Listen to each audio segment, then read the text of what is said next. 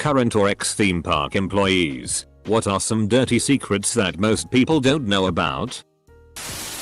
The park I worked at, the games were easier to win earlier in the day so that people would carry around the giant prizes and entice other people to play. Don't ever go in the ball pits. Little kids track all sorts of food and grime into the pit and regularly pee in there since they confuse it for a pool. The balls are only cleaned once a week. And even then they are just put in a net bag and hosed off. You just keep spraying until the water stops coming off ground. They are then air dried and not sanitized in any way. You just keep spraying until the water stops coming off ground. Former Six Flags employee. My park is the safest in the country because we call the rides down for rain. For vomit. For lost items. They could be obstructing the track. So if a ride is down, it's probably not for a mechanical reason. We even pulled an emergency stop while I was being trained on one roller coaster because a military official lost his military ID and was threatening my boss if we didn't go get it for him. If people knew how small that issue was, they'd be furious that we stopped the ride. I could individually control the speed of your go-kart. So if you were a dick to me, you were going to lose every race you were in. My friend in high school used to work at Hershey Park and one day we went together. When we ordered lunch, I was just planning on asking for a cup of water with my meal so I didn't have to pay an extra $5. My friend told me to ask the cashier for a cup of magic water instead of just a cup of water. I trusted this friend, so I did what she said. When I received my cup of magic water, I took a sip and to my surprise it was Sprite. So I got a free cup of Sprite with my meal that day. Worked a churro cart next to a large pond in the park. At night it was impossible to keep the bugs out of the cinnamon and sugar bin. About 8 years ago, I managed a whitewater rafting ride, the big donut tubes that can sit 6 people, as a side job while in college. One day, the water filter broke down. The managers kept the ride running for over 2 weeks anyway. The water smelled so bad and turned dark green-brown. The inside of the raft smelled like a month-old porta potty. We were instructed to tell guests the water filter was broken but the water was clean. Which I'm pretty sure was a lie. Thankfully, being a shift leader, I didn't need to go anywhere near the water. But I felt bad for my employees and the guests who rode despite looking obviously disgusted by the smell. A lot of scary, dangerous rides are operated by stupid teens. Source: as a stupid 16-year-old. Vomit, with no visible blood, is either cleaned up with a sawdust-like material to soak up the liquid and then swept into a dustbin or hosed off with a garden hose. The coaster seat or table is usually not sanitized or anything. So, you are sitting in dried vomit particles. My place used to say that any change cash lost on a ride was donated to charity. If they meant the charity of their employees' pockets, then they weren't lying. Quarters were the good ones to find, since it was rarely bills. My aunt and uncle work for Disney World.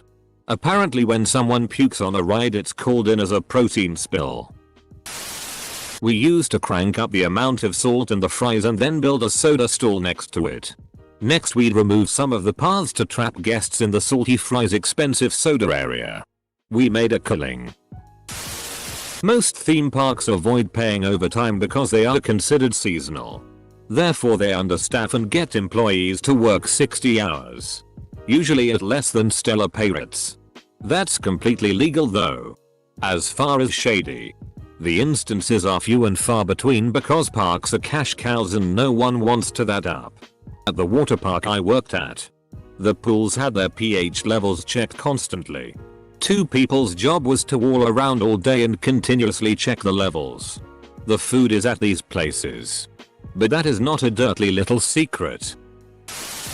I worked at the Fudgery in a Six Flags. It's technically a part of retail. So none of the employees have any food safety training. Which means the back is never cleaned properly, it had mold, and kids don't get new gloves after handling disgusting, sweaty money. I used to be in management for a small family-owned park in Utah. They hire lots of 14 and 15-year-old kids because they own a few cattle. Not exactly sure how this works, but I think technically they are considered farm hands, which allows them to work at a younger age than the usual 16. Since this place is one of the only employers in Utah to do this, they hire tons of the youngs. Disney has an underground tunnel system for workers in different areas of the park to move around, so you don't see people dressed up from any other area out of their place. Also, there's a color Disney uses in their parks that is the least detectable shade of green, so trash cans and stuff are basically hidden in plain sight. Former ride op who worked multiple major level parks. How often the ride crew members are hungover, possibly still drunk. You work with the same people day in and day out. You become family. Especially at the age when you don't have much responsibility other than gas in the car. All you're doing is partying. Park closes 10 PM. By 11 PM you're shotgunning beers in your manager's backyard while the new kid is doing backflips off the roof of the house into the pool. That goes till 4 to 5 AM and you all have to be at work at 9:30 AM. Good times. Also, the inter-park relationships. MTV should do a reality show on working at an amusement park. The amount of drama. Fantasyland. Germany, the Africans were all sent to work on the Black Mamba ride. Kinda embarrassing. Every morning the wave pool is crystal clear. When it's not, it's because of sunblock, dirt, etc. I worked at Worlds of Fun. I passed all ride operating tests without actually being at the ride itself or even seeing the panel. Since I passed the tests, I could then operate any of the rides at any point during the season, even though I realistically did not know any of the rides. Disney World has bed bugs. There's an actual code for them. I want to remember code 206, maybe? And they've been found all over the resort rooms. Makes sense, but also on the rides. Epcot is especially bad for bed bugs. The code is 724. Listen for context. Have a magical day is frequently used as go yourself. How gross the food is. Overpriced and frozen. Dropped on the floor and picked up with unwashed hands. I worked in the in-park subway, and my manager made me wash off moldy tomatoes to serve to customers because she forgot to order fresh food. We're officially out of bought license plates. Attention Marge Simpson, your son has been arrested. Attention Marge Simpson, we have also arrested your older, balder, fatter son. Kids poop in the wave pool constantly. All we do is clear it out for 10 minutes and then let people back in. Former park ops at a Florida theme park here.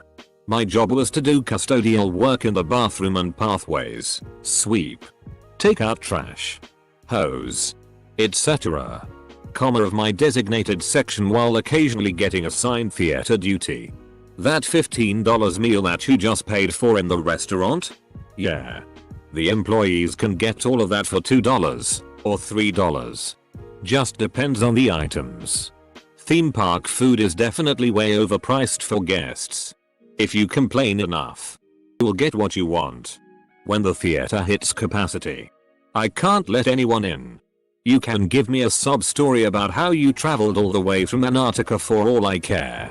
The second that you mention wanting to talk to a supervisor, I have to get them. 9/10 times my supervisor will let you through the show no problem. Just to keep you happy. I, on the other hand, will be slightly annoyed, but that's how things work in theme parks.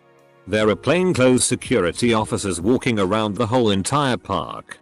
You probably don't even notice. Please think twice before doing anything stupid, like having sex on the sky ride. Guy at a chicken tendies restaurant in the theme park was a farmer hick. Liked to do stupid pranks. Turnover was high, so a manager was 16 yo. Basically kids run them parks. Anyway. Wanted to fry his boot in the deep fryer to see what would happen. Boot was caked in cow. He dropped it in. At this time a customer was bitching about not getting his french fries. Said I didn't pay $47 to come in this park and stand in a line all day. This was about 17 years ago now. Anyway. Hick farmer was getting annoyed with trying to tong his boot out of the fryer. Gets annoyed at the customer and throws the fries down. Fry basket right over the caked boot. Cooked until golden brown and served up to the customer. That was my first day working at the park and my last day in food services. Forever. To this day. If I'm ever dragged to the park for whatever reason I always avoid that chicken restaurant. I very briefly worked at a theme park in southern Indiana. I was training to be a ride operator in the little kids section. Canoe Pond was my area. It was actually a really good park and there weren't a ton of things I saw in my short time there that could be considered a dirty secret. The biggest scandal was that the performers of stage shows, who would have to perform no matter what, would add leave dirty lines if no one was there, even though you could kind of hear them from outside the performing area. There were also lots of concern about the Thanksgiving meals being really old. Because no one was buying them. I worked at Disney World and at Universal. I wish I had dirt to share. But both companies were on the up and up and treated guests with care and provided workers safe environments in which to do their jobs. What I can share for those interested. Mangers get paid very little. But stay on for the love of job. People in charge of rides instantly hate anyone who stands up when they're clearly not supposed to. You ruin our days by doing so. Jackasses. Blink twice if Mickey is holding a gun to you. I worked for an amusement park in Ohio for 2 summers and the worst things I've seen are for the foods department. I personally watched a box of frozen fries for one of the food stands fall off a pallet, get semi-crushed by the forklift tire, get thrown back into the pallets to be served. They also had their entire food warehouse get closed down for a better part of the summer because of a bird infestation. The company salvaged what they could and threw it into refrigerated trailers to be served from. The summers I worked there were great. Exhausting and probably borderline illegal for the open-close shifts. They had people working going from 7-8 am to maybe 12 am or later. I wouldn't give up the friends I made there, but it could have definitely been better. We don't get paid overtime. We can work anywhere from 12 to 16 hours a day. And there's a special exception in the US labor code that says that theme park employees don't need to be paid overtime if they're a seasonal employee. And it just so happens that theme parks mostly hire seasonal employees. Chew on that for your next visit to a theme park north of the Mason-Dixon line. Beyond that, here's a tip. If it's a seasonal park, and they are looking to hire, for the love of God, do not apply at the start of the season. They'll tell you that there are more benefits. But if it's at the start of a season, they're understaffed. Which means you work double shifts. An employee in the park collapsed in early May after being on his feet for over 10 hours straight. Worked at a haunted house in one of the Cedar Fair amusement parks. Actors get beaten the up on the regular. Part of it is fight or flight responses. Which is fine. The other part is just assholes. We usually have a spotter who wanders outside the house itself and passes along word of any unsavory guests or management on their way in. As for the park itself, the most notable thing I can think of was the preferential treatment. Anyone who was a family member, friend of high-end staff got in free. Got to go to the front of lines. Etc. Or investors lol. If there was a time in which a guest at on our ride was hanging from the ride, the protocol is to keep the ride up, and if they fall and die, they die. The fall would be around 50 feet or so. Edit. Also, there was a situation with a manager that let a kid that was too short to go on our ride on because the parents got angry enough and threatened to sue. When they got down to the loading area, the workers were instructed specifically not to measure the kid. Even after 3 different employees said this kid wasn't tall enough. Former janitor. Some parents don't give a where they leave dirty diapers. Disney cares so much more about guests than cast. I had a good experience with the company. But I remember a time I told them I would get injured doing X thing. They made me do it anyway and didn't care until I sliced open my leg and my costume in front of guests. The tilt-a-whirl is slightly reclined when seated, so all your change, and phone possibly, will fall out of your pocket. Specifically check your seat after this ride. If I had $1 for every time someone lost money out of TH. Wait, I do have $1 for every time. Quite a bit, even ignoring the markups. Even if they gave a prize every time you played a dumb game, the park still wins. Semicolon. Let's see. Many of the people who you really would hope are mature adults and aren't drunk high. Full stop. Full stop. Well, are 16-year-old stoners. Full stop. Full stop. Full stop. They also live a very exciting life that makes annoying sitcoms seem reasonable. Guess who Jenny from X Roller Coaster was banging behind the fry stand? Full stop. Full stop. Full stop. I assure you I don't care, but you will tell me anyway. Many people are massively overworked. Never mess with ride ops. Safety is always number one, and I will kick you out of the park if you're threatening someone's safety, including your own. Listen to all the instructions even if it don't agree, because it's there to prevent you from being hurt. Was at Six Flags in NJ a few years ago where a guy was listening to music or WE on his phone. Ride op person said to take the headphones off, so he did. But the second they started climbing the hill, he put them back in. You could see it from the line, didn't even need cameras.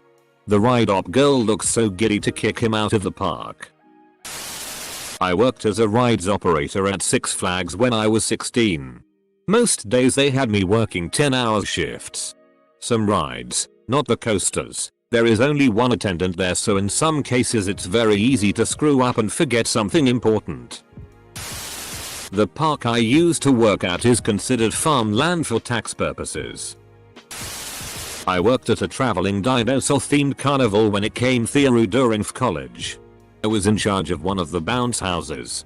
The generator constantly went out, causing it to deflate with kids inside. This was a large bounce house and a child could easily have been smothered. Once a child bled all over the inside. I mean, it was everywhere. All they did was clean up what was visible from the outside and told me to open the ride back up. The generator caught the bounce house on fire at the end of the day once. The next day it was patched really poorly and the generator was still in the same spot. My friend started her period but wasn't given a break to go take care of it. So she bled through her clothes for 6 hours. When I brought up the issue of safety too many times, I was fired. I worked at the Washington State Fair at the Fisher Fair scones booth. One day we opened up a new bag of scone mix. Totally normal, we went through several bags a day. As soon as I opened it up, I saw some type of big bugs crawling around in the mix. Looked like a mix between a cockroach and a junebug. They were in several bags and I took them all to my manager, who looked inside a bag and said we still needed to use them because it was wasteful and would lose money if we threw them out. Made scones with those bags with bugs. People are obsessed with these scones and come by dozens at a time. Several people have died on the roller coaster. They just packed it up and moved it somewhere else when it got a bad name. I worked the grand opening of the place they moved this roller coaster to. I recognized it as being the same one that was at a previous park I used to go to that no one wanted to ride anymore because a few people died on it. They let the laborers that built the thing ride the rides after opening day. One of them came up to me and said, "Hey, my friend is afraid to ride that roller coaster. And he built the thing." What? How can he be afraid of heights? I saw him walking around on those tracks without a harness. No. He's not afraid of heights. He just knows how high it is. Years later, the park was in the news for, yep, someone dying again on that roller coaster. It must be the 4th or 5th person thus far. Which one? So I know to avoid it. I used to operate a roller coaster when I worked for an amusement park one summer. You'll be amazed at how much loose change accumulates under the rubber pads on roller coaster seats. During closing time, we'd clean up for the day and then stuff our pockets with as much coinage as we could carry. The chlorine smell in pools is actually caused by urine reacting to the chlorine. Chlorinated water with zero urine in it does not smell and will not burn your eyes. Doesn't that reaction also occur with the urea and sweat? Grounds parties are the best parties. The basketball games aren't rigged. You're just really eyeing suck at basketball. I worked in a water park in France as a lifeguard when I was younger.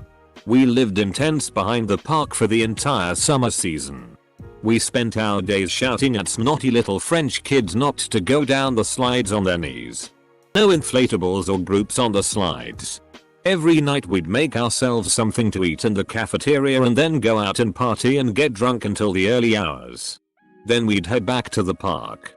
Crack open beers and turn the slides on in the middle of the night.